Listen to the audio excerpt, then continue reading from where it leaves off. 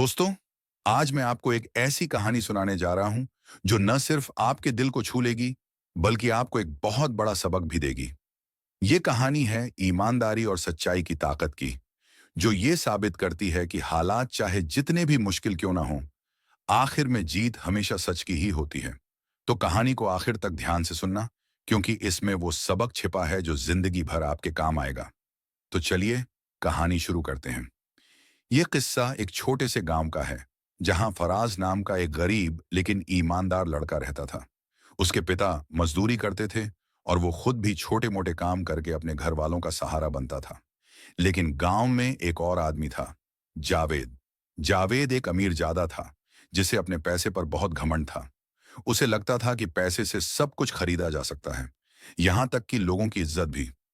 अब सुनो, एक दिन गांव के सबसे बड़े जमींदार की तिजोरी से बहुत सारे पैसे चोरी हो जाते हैं। गांव में हड़कंप मच जाता है और जावेद तुरंत उंगली उठाकर कहता है, यह चोरी सिर्फ फराज ने ही की होगी। यह गरीब है, इसे पैसों की जरूरत भी होगी। गांव वाले भी बिना सोचे समझे उसकी बात मान लेते हैं। लेकिन दोस्तों, गांव के बुजुर्ग और फराज के गुरु मौलवी साहब जानते थे कि फराज ऐसा नहीं कर सकता।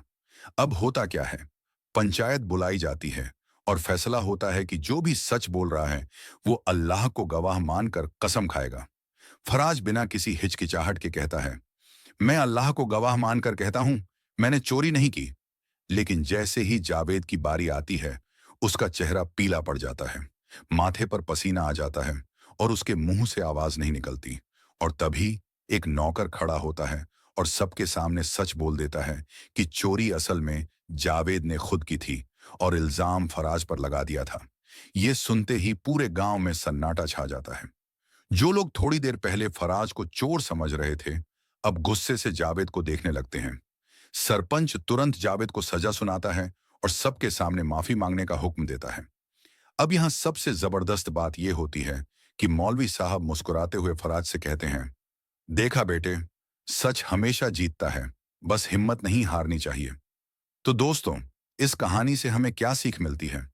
हमें यह सीखने को मिलता है कि सच्चाई मुश्किल वक्त में डगमगा जरूर सकती है, लेकिन जीत हमेशा सच की ही होती है। अगर आपको यह कहानी अच्छी लगी तो वीडियो को लाइक करें, चैनल को सब्सक्राइब करें और बेल आइकन दबाना न भूलें, ताकि आपको ऐसी ही और भी जबरदस्त कहानियां मिलती रहें। मिलते हैं अगली कहानी में, तब तक के लिए अलविदा।